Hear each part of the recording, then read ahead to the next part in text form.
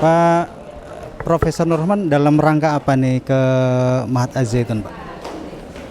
Saya sebagai dosen ya, dosen UIN, kemudian ya kita tahulah Pronpes ini agak sedikit lagi viral ya, gitu ya. Sehingga saya ingin observasi seperti apa dan kondisinya, melihat secara langsung apa saja yang diajarkan, kurikulumnya, visi dan misinya, kemudian kegiatan-kegiatannya apa saja itu. Yang lagi viral itu yang Bapak dapatkan tentang apa? Yang lagi viral itu ada semacam anggapan ya, bahwa Zaitun ini ada sesuatu yang menurut sebagian orang itu masih kurang pas gitu ya, cara mengajarkan agamanya atau apanya lah gitu, kira-kira ada seperti itu. Terus dari observasi Bapak yang hanya dalam waktu beberapa jam ini, apa yang sudah bisa Bapak dapatkan dan Bapak observasinya kemana saja, Pak? Saya belum masuk ke ranah itu, jadi saya itu hanya katakanlah data sekunder lah, apa yang bisa saya dapatkan, apa yang bisa saya dengar, termasuk dari salah seorang dosen yang juga sedang belajar di kampus kami di UIN Bandung, Pak Ali Aminullah. Jadi minimal kita mendapatkan informasi lah. Cuma karena sepertinya ya,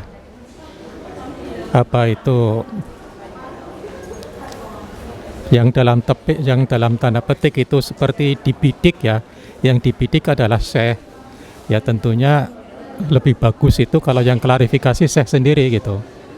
Dan saya belum dapat itu. Kalau data sekunder yang sudah Bapak dapatkan apa, Pak? Ya yang saya dapatkan dari yang saya lihat, yang kemudian dari Ustadz yang ada di sini ya, sejauh ini memiliki keunikan memang pesantren ini. Apa itu keunikannya apa, Pak? Kemandirian itu keunikan juga. Kemudian menggabungkan antara pengetahuan dengan keterampilan siswa, mereka dipersiapkan untuk bisa hidup mandiri, terampil menghadapi kehidupan nantinya begitu. Itu unik menurut saya karena santri yang kurang lebih 5.000 itu dicukupi pangannya itu oleh pesantren sendiri, bisa dikatakan hasil karya sendiri. Tanaman padi sendiri, ternak ayam sendiri gitu, macam-macam gitu ya. Ya untuk mencukupi kebutuhan itu adalah unik ya. Ini unik dalam konteks pengertian positif apa pengertian yang kurang baik, Pak? Positif, saya pikir positif itu artinya kan belajar kemandirian ya. Positif itu kemandirian artinya. Diawali dari lembaga pendidikan yang mandiri. Mandiri itu artinya kan berarti mencoba membiayai diri sendiri gitu. Sehingga ibaratnya visi misi itu ya memang sesuai dengan keinginan. Sebab kalau memang orang tidak mandiri itu mudah diintervensi visinya atau apanya dari pihak luar. Tapi kalau orang itu memiliki sifat kemandirian, itu relatif memiliki visi dan misi itu ya mereka bisa menjalankan sendiri visinya, misinya sendiri karena secara ekonomi bisa dikatakan mandiri juga gitu. Kalau keunikan soal menggabungkan kurikulum antara Depak dan Dignas, menurut Bapak, keunikan dalam mana apa nih? Ya ini kan secara kurikulum Kemenak ya. Tapi tadi saya lihat dari sisi keterampilan, dari sisi perkembangan sains dan teknologi, kemudian tambahan-tambahan semacam ekstrakurikuler itu amat berguna dan amat mensupport lah katakanlah siswa untuk bisa berkarir dan juga bisa mengembangkan diri dalam konteks yang lebih luas dan lebih beragam gitu. Tadi saya lihat Bapak dalam keliling juga diajak menemui anggota paguyuban petani penyangga ketahanan pangan Indonesia yang mereka juga mengelola tanah-tanah zaitun. Apa pentingnya Bapak dalam mengobservasi sebuah lembaga pendidikan harus bertemu dengan mereka, Pak? Ya itu sebenarnya juga ada hubungannya dengan berita yang beredar ya. Salah satu katakanlah komplain ya. Salah satu komplain dari yang mengatasnamakan masyarakat ya terhadap pesantren ini kan komplainnya kemanfaatan kepada masyarakat lingkungan dan sebagainya ya, masyarakat Indramayu maupun lingkungan. Nah, sejauh yang tadi saya temui sepertinya itu nggak terbukti, artinya masyarakat yang terdekat lah ya tentu memang baru sampel 1-2 orang ya, tapi mereka itu kan sepertinya juga mewakili teman-temannya yang lain juga. Artinya sejauh ini berarti justru mereka merasa terbantu dengan dalam pengertian mereka bisa membandingkan bagaimana sistem kerjasama antara sebagai petani ya dengan yayasan karena dulu juga petani itu pernah punya pengalaman kerjasama juga dengan orang lain lah katakanlah secara pribadi begitu ya. Menurut mereka atau menurut dia sendiri ya merasa lebih menguntungkan lewat yayasan itu. Jadi ini meskipun sampel tapi Bapak sudah bisa menarik satu kesimpulan bahwa apa yang diviralkan tentang tidak adanya manfaat zaitun itu tidak terbukti ya Pak? Ya kalau kesimpulan itu saya belum bisa menyimpulkan ya. Tetapi kalau mereka yang menganggap itu tidak bermanfaat kan ibarat yang menuduh itu yang membuktikan gitu ya. Yang membuktikan. Ya kita ya dari sampel yang sedikit itu saya belum menemukan begitu ya. Belum menemukan komplain atau belum menemukan dalam tanda petik apa yang digambarkan bahwa pesantren ini kurang atau tidak ada manfaatnya bagi masyarakat begitu. Jadi faktanya bermanfaat pada masyarakat merasakan manfaatnya. Ini balik ke observasi Pak. Ini observasi ini Bapak mengatasnamakan lembaga, mengatasnamakan UIN atau mengatasnamakan secara pribadi Pak? Pribadi sebenarnya. Pribadi sebagai dosen ya. Dosen itu kan salah satu tugas dosen itu mengajar, meneliti, mengabdi begitu ya.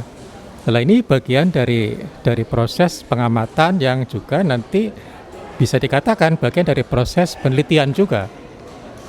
Hasil dari observasi ini akan Bapak kemana kan Bapak? Sampaikan ke UIN, sampaikan ke Pemda Jawa Barat atau kemana Pak?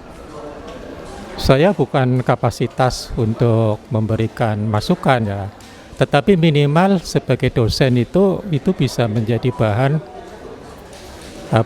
kajian minimal ya sebagai atas nama dosen ya. Kalau kebetulan bisa di-share dengan tukar pikiran dengan konteks yang lebih luas dan ya syukur kalau memang artinya kita orang akademis itu kan selalu melihat sesuatu bagaimana faktanya. Jadi kita tidak semata-mata mendengar kemudian apalagi menyerap begitu saja berita-berita yang terkadang itu sepotong ataupun judul dengan isi kadang-kadang nggak sama begitu ya. Jadi itu seperti itu. Tadi Bapak juga menyampaikan bahwa dalam tanda kutip ini sedang membidik syekh gitu. Apa Pak kepentingannya sampai harus membidik syekh ini Pak? Menurut Bapak Pak? Saya nggak tahu kalau kepentingan itu sih. Cuma kalau dari sisi akademik kita kan kami dari UIN ya. UIN itu artinya Institut Agama Islam. saya ini dalam kapasitas dosen, mengajar juga agama Islam. Jadi kalau ada sesuatu hal yang berbeda, ya memang secara akademik kita terbiasa mencoba memahami, mengklarifikasi, memahami metodologinya. Mengapa bisa berbeda begitu? Kalau tadi Bapak juga katakan bahwa yang mestinya yang mengklarifikasi itu syekh gitu ya. Apa yang harus diklarifikasi Pak kira-kira Pak dengan adanya berita-berita ini? Ambil contoh begini ya.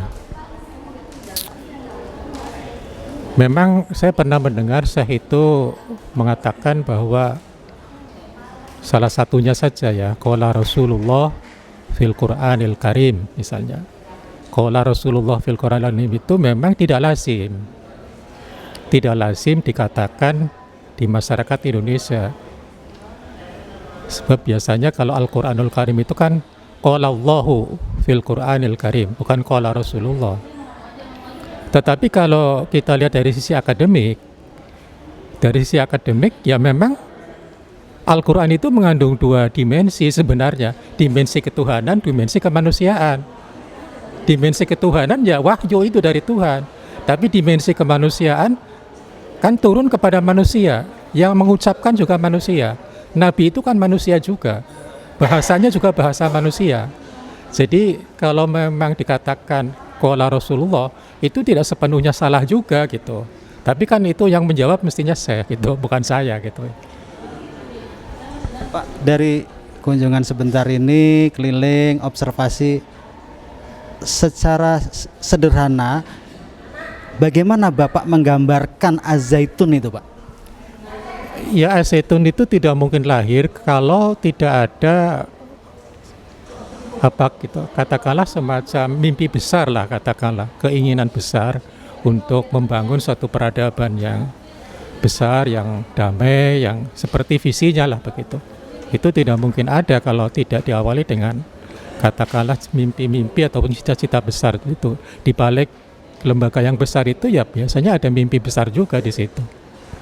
Apa yang bisa Bapak katakan kepada masyarakat yang hari ini juga banyak di media sosial berbicara tentang Az-Zaitun, Bapak dalam hal ini sebagai kapasitas seorang pendidik, seorang akademisi dan guru besar Pak? Saya pikir saya juga membaca ya respon dari Gubernur Jawa Barat ya. Kan salah satu, beliau juga katanya mau membentuk tim ya. Dan salah satu tugas tim yang saya dengar di media massa itu juga tabayun dalam bahasa dia, klarifikasi. Dan tabayun itu memang pekerjaan akademisi, jadi saya sebagai individu maupun akademisi merasa itu biasa pekerjaan kita juga begitu. Lebih-lebih kita punya hubungan dengan salah satu, inilah kawan yang kebetulan juga jadi dosen di sini begitu. Mungkin Bapak ingin menyampaikan kepada masyarakat seharusnya bagaimana menyikapi isu-isu ini Pak? Ya, sebaiknya masyarakat itu, karena Indonesia kan sudah masuk era demokrasi ya. Dalam era demokrasi itu sebenarnya memang pandangan-pandangan itu bisa muncul bermacam-macam, apa itu pandangan politik, ekonomi, agama begitu ya. Dan itu masyarakat itu mestinya diberi semacam persiapan mental bahwa kalaupun berbeda tidak selalu kita cepat-cepat mengatakan sesat sebagaimana. Jangan dulu lah, kita tabayun dulu, kita klarifikasi dulu begitu. Kemudian bagaimana, mengapa dia bisa berbicara seperti itu, apa metodologinya, begitu. Pak, terakhir Pak, 3 kata untuk Az-Zaitun apa Pak? Ya, saya pikir ini merupakan mimpi besar.